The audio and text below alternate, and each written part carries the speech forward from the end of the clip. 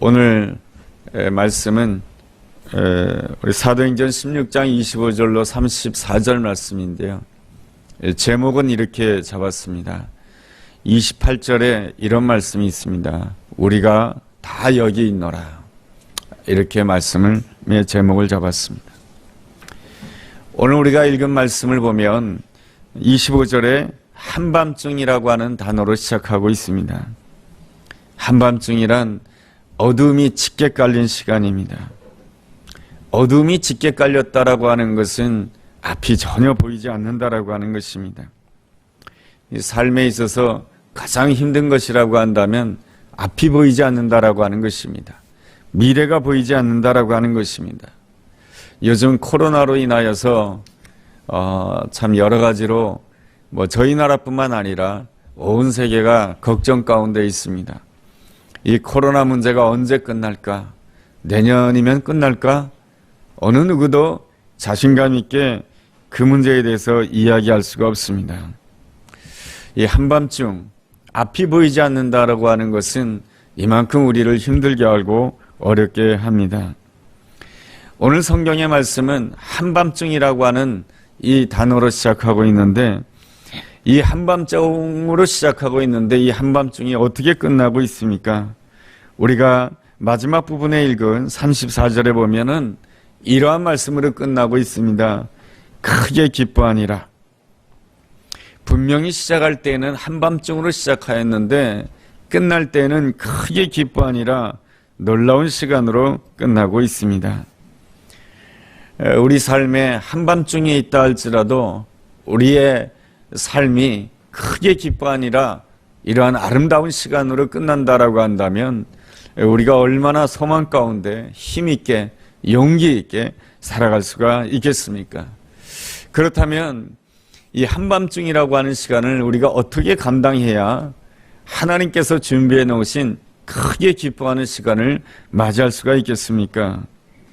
첫째로 하나님의 구원의 역사에 대한 믿음이 있어야 되는 것입니다. 우리가 믿는 하나님은 구원의 하나님이십니다. 그리고 하나님이 베푸시는 그 구원의 역사는 로마서 11장 25절의 말씀을 보면 신비롭다라고 말씀해 주고 있습니다. 신비롭다라고 하는 것이 무엇입니까? 그것은 바로 우리가 생각하는 판단이나 우리가 생각하는 그 모든 기준보다 훨씬 뛰어나게 역사해 주신다라고 하는 것입니다. 어떤 분이 교도소에 있으면서 예수님을 인격적으로 만나게 되었습니다. 인격적으로 만나게 되면서부터 교도소 안의 그 삶이 힘들었지만 날마다 기도하면서 하나님과 교통하면서 시간을 보내게 되었습니다. 그런데 어느 날 밖에 있는 아내로부터 소식이 들려왔습니다. 감옥에 들어오기 전에 아내가 임신했던 것이죠. 근데 본인은 몰랐던 거예요. 그래서 들려오게 됩니다. 이제 자기 부인이 아기를 낳게 되었는데 이제 딸이라는 것이죠. 그 소식을 듣고 이 감옥에 안에 있던 이분은 한편으로 너무 기뻤습니다. 그렇지만 또 한편으로는 너무 슬펐습니다. 왜냐하면은 자기가 이 감옥 안에 있음으로 인해서 아내의 곁을 지키지 못한다라고 하는 것이 너무 슬펐고 또한 새롭게 태어난 그 딸아이를 볼 수 없다라고 하는 것이 마음이 너무너무 힘이 들었습니다. 그래서 하나님 앞에 기도하면서 하나님 앞에 막 원망했다는 것입니다. 하나님께서 어찌하여 나로 하여금 이 감옥 안에 있게 하심으로 인하여서 아내의 그 고통 가운데 옆에 있지 못하고 또 아내가 딸을 낳는데 이 딸을 보지 못하는 것이 너무나도 슬프고 힘듭니다 하면서 하나님 앞에 불평도 하고 원망도 했다라고 하는 것입니다. 그렇게 한참이나 하나님 앞에서 원망하고 불평하는데 하나님께서 마음속에 들려주시는 이 감동이 있었다라고 하는 것입니다. 하나님이 주시는 감동은 이렇다는 것이죠. 사랑하는 나의 아들아, 너는 너의 딸을 보지 못한다고 하는 그 사실 때문에 그렇게도 슬프고 그렇게도 힘드냐? 그렇지만 너는 이 감옥의 복역의 시간이 끝난다라고 한다면 너는 얼마든지 사랑하는 딸을 안아볼 수가 있고 또한 너의 아내도 볼 수 있지 않느냐. 그렇지만 나는 나의 가장 사랑하는 아들을 너를 위하여 십자가 죽음에 내어놓았다.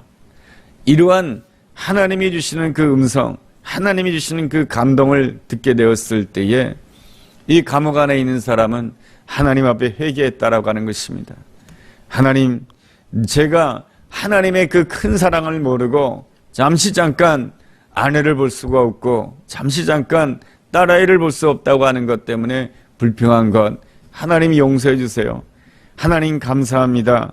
제가 감옥에 있지만은 그럼에도 불구하고 건강할 수 있다고 하는 것이 감사하고, 그럼에도 불구하고 하나님이 나와 함께 하신다라고 하는 것이 감사하고, 그럼에도 불구하고 내가 구원받았다고 하는 것이 감사하고, 그럼에도 불구하고 이제 복역이 끝나게 되면 사랑하는 가족을 볼 수 있다라고 하는 그 사실이 너무너무 감사합니다 라고 하나님 앞에 감사의 고백을 드렸다라고 하는 것입니다. 이 사람은 아마 감옥 안에 있지 않았다라고 한다면 그렇게 하나님께 온전히 집중하지도 못했고, 감옥 안에 있지 않았다라고 한다면 이러한 하나님의 은혜를 체험할 수가 없었을 것입니다. 그가 감옥 안에서 받았던 하나님의 은혜가 무엇입니까? 감옥이 아니라고 한다면, 그의 인생의 한밤중이라고 하는 그러한 시간이 아니었다라고 한다면 그는 십자가를 바라봐도 마음이 무덤덤했을 것이며, 십자가를 바라봐도 하나님의 은혜를 온전히 체험하지 못했을 것입니다. 그는 감옥이라고 하는 한밤중이라고 하는 힘든 시간을 보냈기 때문에 예수님께 집중할 수가 있었고, 십자가에 집중할 수가 있었고, 이 십자가의 은혜가 얼마나 큰지를 깨달을 수가 있었던 것입니다. 그렇다 해서 우리가 은혜를 깨닫기 위해서 감옥에 들어간다거나 은혜를 더 깨닫기 위해서 일부러 힘든 시간 가운데 들어가자고 하는 것은 결코 아닌 것입니다. 중요한 것은 우리가 오늘 어떠한 자리에 있든지 간에 가난한 마음으로, 겸손한 마음으로 하나님 알기를 더 힘써야 된다라고 하는 것입니다. 우리 삶에 여러 가지 문제가 있고 아픔이 있지만, 또 코로나로 인해서 겪는 여러 가지 어려움이 있지만은 이러한 상황 가운데서 우리가 살아가야 될 가장 중요한 길은 하나님 알기를 사모하는 것입니다. 호세아서 6장 3절에 이러한 말씀이 있습니다. 그러므로 우리가 여호와를 알자, 힘써 여호와를 알자. 그의 나타나심은 새벽빛같이 어김이 없나니 비와 같이 땅을 적시는 늦은 비와 같이 우리에게 임하리라.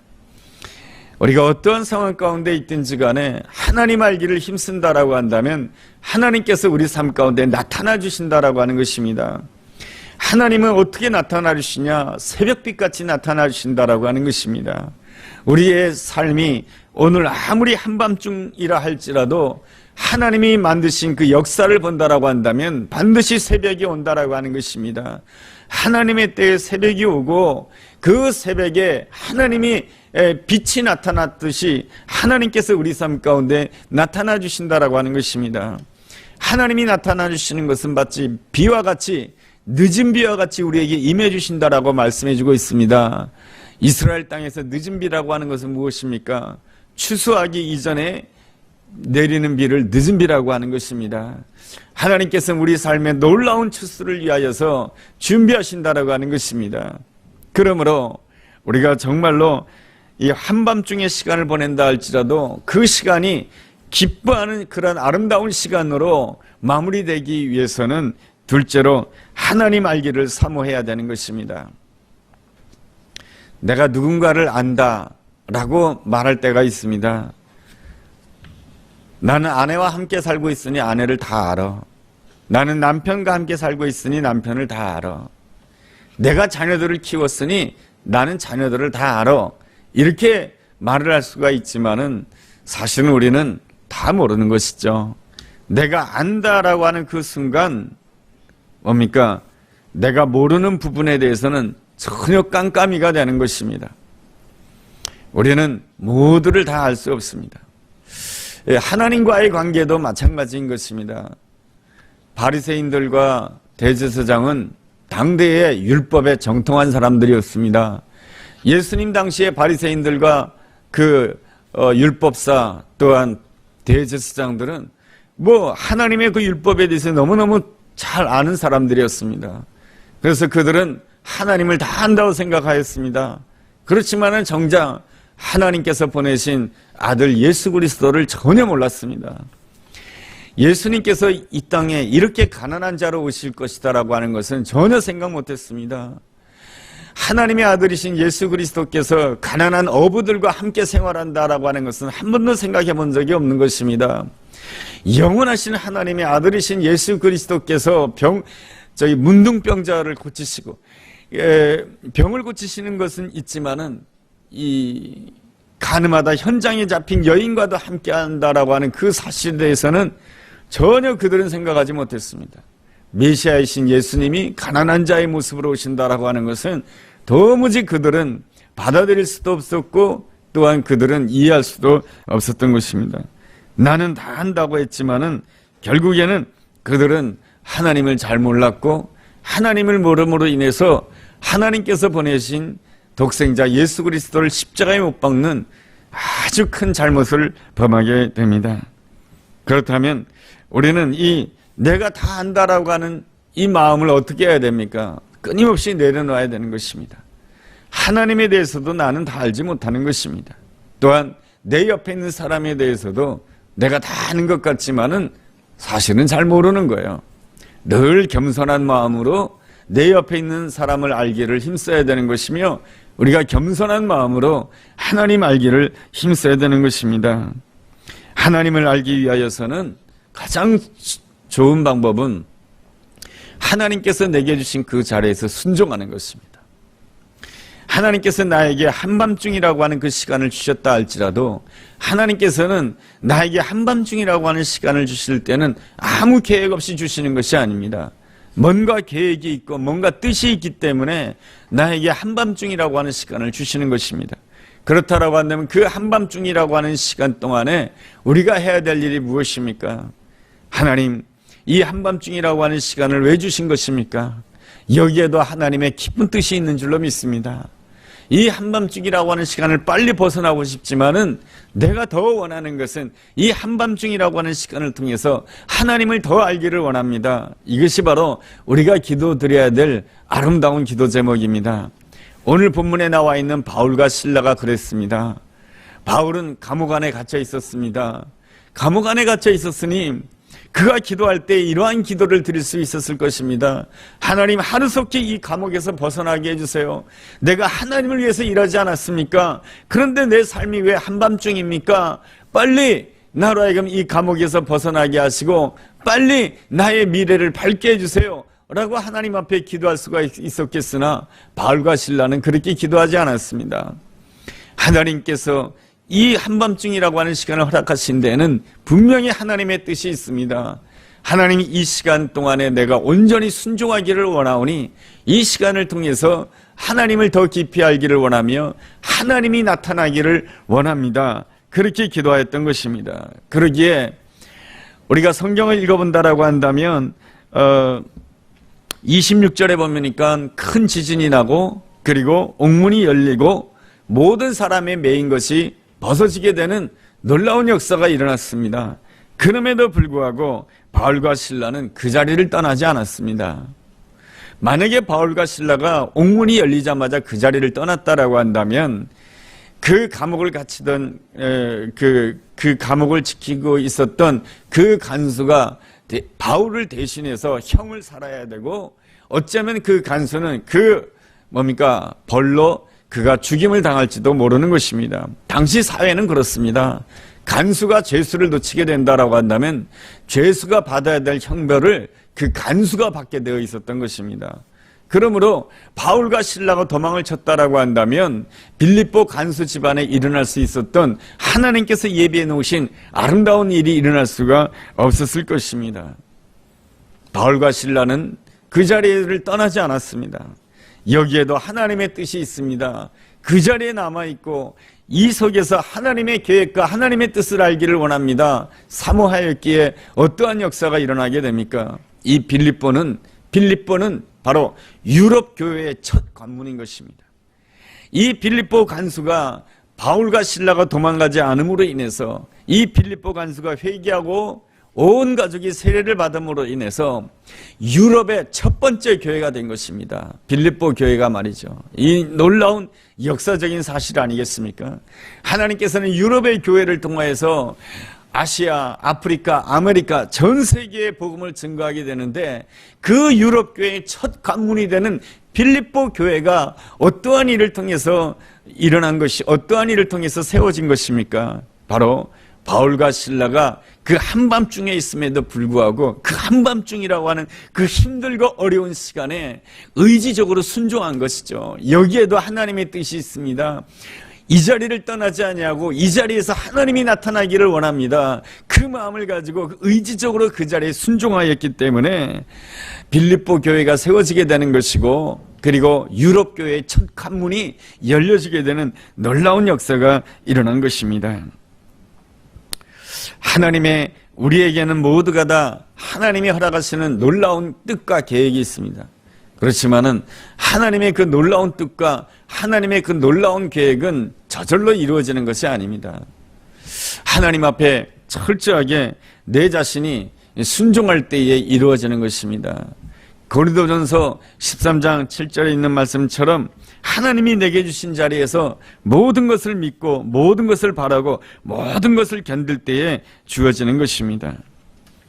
이렇게 모든 상황 속에서 모든 것을 바라고 모든 것을 믿고 모든 것을 견디기 위하여서는 우리에게 무엇이 필요하냐면 철저하게 하나님을 바라보는 훈련이 필요합니다. 하나님이 진정한 나의 공급자다라고 하는, 모든 것을 공급해 주시는 하나님이시다라고 하는 믿음이 있어야 되는 것입니다. 신명기서 1장을 본다라고 한다면 이러한 말씀이 있습니다. 이스라엘 백성들이 출애굽해서 시내산에 당도한 다음에 이 시내산에서 가나안 땅까지는 10하루길이면 들어간다라고 하는 것입니다. 그렇지만은 그들은 10하루길 만에 들어가지 못합니다. 이스라엘 백성들은 장장 40년을 광야에서 시간을 보내게 됩니다. 이스라엘 백성들 입장에서는 하루속길 가나안 땅에 들어가기를 원했던 것입니다. 왜 그렇습니까? 가나안 땅에 들어가야 내 땅도 생기는 것이고, 가나안 땅에 들어가야 물질도 생기는 것이고, 가나안 땅에 들어가야 생활도 안정되는 것이기 때문에 그렇습니다. 하루속히 자신들의 생활이 안정되기를 간절히 바라는 마음으로 가나안 땅에 들어가기를 원했지만은 이스라엘 백성들은 가나안 땅에 들어가지 못합니다. 40년 동안 광야를 이제 다니게 됩니다. 참으로 힘든 세월이죠. 그렇다라고 한다면 하나님께서는 왜 이스라엘 백성들로 하여금 10하루길 만에 들어갈 수 있는 그 가나안 땅에 들어가지 못하고 40년 동안 광야에서 이스라엘 백성들로 하여금 방황하게 하셨을까요? 그것은 바로 모든 것의 진정한 공급자는 하나님이시다라고 하는 그 사실을 이스라엘 백성들이 철저히 깨닫고 오직 하나님만 바라보도록 하기 위한 것입니다. 광야라고 하는 것은 어떠한 땅입니까? 광야라고 하는 것은 아무것도 보이지 않는 땅입니다. 광야라고 하는 땅은 어떠한 땅입니까? 먹는 것이 다 똑같습니다. 저 사람은 고기 먹고 나는 채소 먹는 것이 아닙니다. 하나님이 이스라엘 백성들에게 광야를 사는 동안에 만나를 내리셨는데 너도 만나를 먹고 나도 만나를 먹습니다. 하나님께서 메추라기를 내려주시니까 너도 메추라기를 먹고 나도 메추라기를 먹습니다. 어떻습니까? 너가 먹는 거랑 내가 먹는 것이 똑같습니다. 광야에서 잠을 자는데 네가 잠자는 잠자리나 내가 잠자는 잠자리가 똑같습니다. 그러기에 여기에 광야에는 무엇이 없습니까? 누군가를 보고 시기하고 질투하고 경쟁할 것이 없는 거예요. 다 먹는 것이 똑같고 잠자리가 다 똑같은데 뭘 경쟁할 수 있겠습니까? 하나님께서는 왜 이스라엘 백성들로 하여금 이러한 광야 땅을 40년 동안 있게 하신 것입니까? 바로 다른 거 바라보지 못하고 오직 하나님 한 분만 바라보라고 하는 것입니다. 왜 이렇게 하나님 한 분만 바라봐야 되는 것입니까? 가나안 땅에 들어가게 되면 모든 것이 달라지기 때문에 그렇습니다. 저 사람은 넓은 땅을 차지하고 있습니다. 나는 좁은 땅을 차지하고 있습니다. 이스라엘 백성들이 12지파가 들어갔지만은 이스라엘 백성들이 똑같이 땅을 차지한 것이 아닙니다. 레위 지파 같은 경우에는 자기들에게 속한 땅이 없었던 것입니다. 자기들에게 속한 기업이 없었습니다. 저 사람은 땅이 있는데 나는 땅이 없어요. 저 사람은 좋은 옷을 입는데 나는 좋은 옷을 입지 않아요. 그리고 저 사람은 좋은 음식 산의 진미를 먹는데 나는 겨우 밥 3끼를 먹어요. 이것이 바로 가나안 땅입니다. 여러분, 이스라엘 백성들이 그냥 가나안 땅에 들어가게 되면 무엇만 보겠습니까? 온 천지를 창조하시고 모든 것을 공급해 주시는 여호와 하나님만을 바라봐야 되는데, 이스라엘 백성들이 훈련 없이 가나안 땅에 들어가면 무엇만 보겠습니까? 옆에 있는 사람만 보는 것입니다. 저 옆에 있는 사람은 좋은 옷을 입는데 왜 나는 좋은 옷을 입지 못할까? 저 사람은 저렇게 큰 빌딩을 가지고 있는데 왜 나는 이렇게 가난할까? 너와 나를 비교하면서 그 경쟁 속에서 하나님 한 분을 바라보지 못하고 항상 자신의 형편만 보고 불평하고 원망한다라고 한다면, 하나님께서는 이 가나안 땅을 통해서 이스라엘 백성들을 온 세상에 나타나게 하려고 하는, 이 가나안 땅을 통해서 온 세상을 축복하려고 하는 하나님의 뜻을 이룰 수 없기 때문에 그런 것입니다. 여러분, 가나안 땅이 큰 땅입니까? 조그만 땅이에요. 근데 그 조그만 땅에서 내 옆에 있는 사람을 바라보고 시기하고 경쟁한다라고 한다면 어떻게 이스라엘 백성들이 하나님의 영광을 나타내는 아름다운 일을 나타낼 수가 있겠습니까? 이스라엘 백성들이 이 가나안 땅에서 사는 길은 오직 여호와 하나님만을 바라보는 것입니다. 저 사람이 더 많은 것을 가질 수가 있고 내가 더 적은 것을 가질 수가 있습니다. 그렇지만 그 가운데서도 우리는 기뻐하고 감사하는 것입니다. 왜 그렇습니까? 모든 것을 공급해 주신 분은 하나님이시고 모든 것의 주인 되신 분은 하나님이시다라고 하는 그 사실을 깨닫고 하나님으로 인하여 만족하고 하나님으로 인하여 감사하는 사람이 되게 되었을 때 우리는 정말로 하나님의 사람이 되고 온 세상에 나가서 정말로 하나님의 그 영광을 나타내는 아름다운 사람이 될 수가 있기 때문에 그런 것입니다. 예수님의 아름다움이라고 하는 것은 무엇입니까? 십자가 자리라고 하는 그 힘들고 억울한 자리에서도 불평하지 않으셨다라고 하는 것입니다. 예수님은 하나님의 아들 아니십니까? 저 대제사장들과 저 서기관들과 저 바리새인들은 저렇게 죄짓고도 저렇게 좋은 자리에 있는데 하나님, 내가 하나님의 아들로서 100% 순종했음에도 불구하고 왜 내가 십자가를 져야 됩니까? 불평했다라고 한다면 하나님께서는 예수 그리스도를 통해서 놀랍게 일하실 수가 없었을 것입니다. 예수 그리스도를 통해서 이 땅에 부활의 영광을 허락하실 수가 없었을 것입니다. 그러나 예수님은 모든 생명의 공급자요, 모든 것의 공급자는 여호와 하나님, 나의 아버지 하나님을 믿으셨던 것입니다. 내가 오늘 죽는다 할지라도 부활 생명으로 다시금 부활할 것이다라고 하는 것을 확신했던 것이죠. 그러기에 하나님께서는 예수님을 통해서 가장 놀라운 일을 하실 수가 있었던 것입니다. 온 세상을 구원하고 온 세상 가운데 임마누엘 하실 수 있는 놀라운 역사를 베푸실 수가 있었던 것입니다. 이것이 바로 하나님께서 예배해 놓으신 풍성한 은혜인 것입니다. 우리는 잠깐의 한밤중이라고 하는 시간을 보낼 수가 있습니다. 하나님께서 우리에게 한밤중이라고 하는 그 시간을 보낼 때에 우리가 가져야 될 가장 중요한 것은 하나님을 바라보는 것입니다. 하나님은 이 상황 가운데서도 모든 것을 하실 수 있는 그런 하나님이다라고 하는 것을 믿고 오늘 의지적으로 감사해야 되고 의지적으로 순종해야 되고 의지적으로 하나님 앞에 엎드려야 되는 것입니다. 그랬을 때 하나님께서는 우리는 어떤 사람이 되냐면 하나님의 손에 딱 붙잡힌 사람으로서 하나님께서 마음껏 쓸 수 있는 아름다운 사람이 될 수가 있는 것입니다. 그러므로 한밤중이라고 하는 시간이 진실로 기쁨의 시간이 되기 위해서는 셋째로 하나님 앞에 우리를 산제물로 드릴 수 있는 순종이 있어야 되는 것입니다. 로마서 12장 1절에 그런 말씀이 있죠. 너희 몸을 하나님이 기뻐하는 산제사로 드리라 라고 말이죠. 하나님 앞에 산제사로 드린다라고 하는 것은 무엇입니까? 자신을 산제사로 드린다라고 하는 것은 자신의 뜻보다도 하나님의 뜻을 먼저 생각한다라고 하는 것이죠. 하나님의 뜻을 먼저 생각하며 순종하게 되었을 때에 우리는 내 안에 있는 이기심도 내려놓고 우리는 내 안에 있는 교만도 내려놓고 온전히 말씀에 순종할 수 있는 것입니다. 이것을 로마서 12장 2절에서는 하나님이 기뻐 받으시는 영적 예배라고 말씀해 주고 있습니다. 우리의 삶이 정말로 하나님이 기뻐 받으시는 영적 예배가 되기 위하여서는 로마서 12장 3절에 이렇게 말씀합니다. 하나님이 각자에게 주신 믿음의 분량대로 매 순간마다 지혜롭게 생각하라 라고 말씀해 주십니다. 지혜롭게 생각한다라고 하는 것은 무엇입니까? 나 자신을 과대평가하지 않는 것입니다. 우리가 불행하다고 생각하는 가장 중요한 이유는 나 자신을 너무 크게 생각할 때에 주어지는 문제인 것입니다. 우리가 나 자신을 크게 생각하면 우리는 매 순간마다 하나님을 기쁘게 할 수가 없습니다. 나에게 주어진 그 모든 상황에 대해서 우리는 거부하지 않고 다 받아들이는 훈련이 필요합니다. 하나님의 사람들은 하나님께서 철저하게 그렇게 훈련시켰습니다.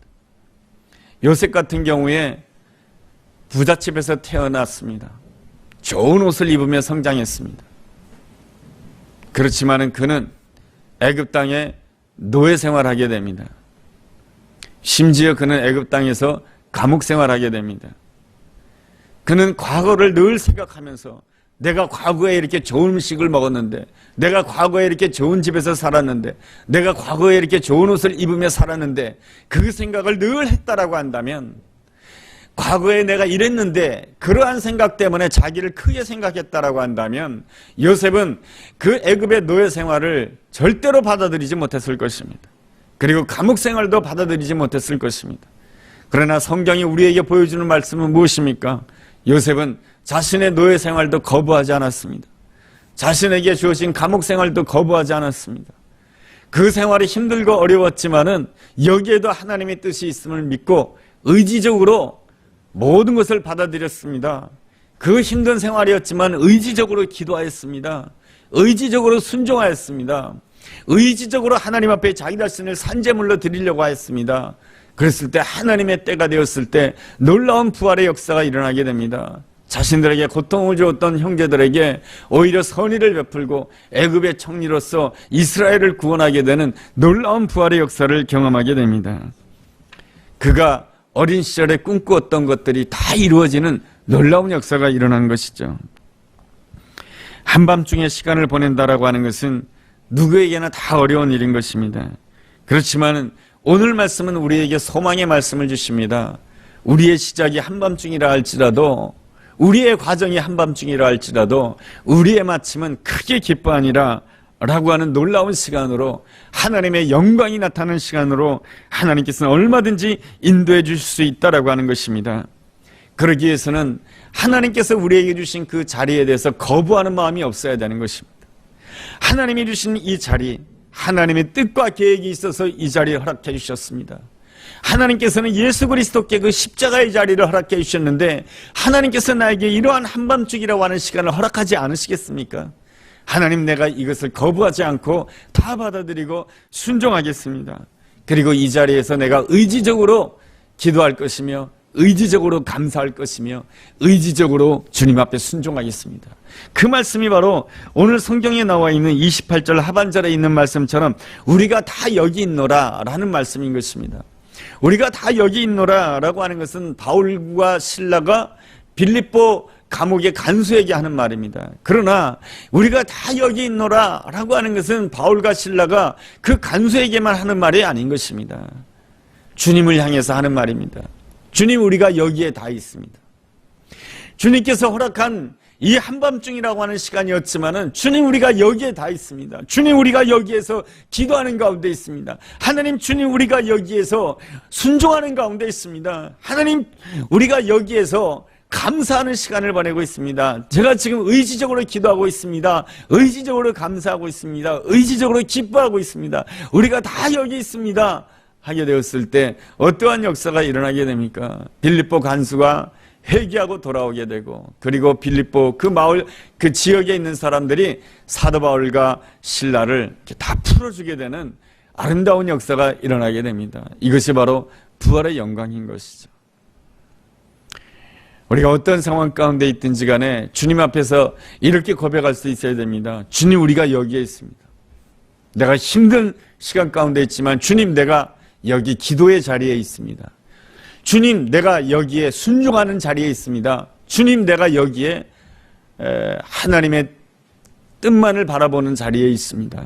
그랬을 때 크게 기뻐 아니라 부활의 기쁨이 저에게도 함께하고 여러분에게도 함께할 줄로 믿습니다. 부활의 기쁨이 함께한다라고 한다면 우리의 날은 언제나 주님 때문에 기뻐하는 날, 새로운 날이 될 줄로 믿습니다. 기도하겠습니다.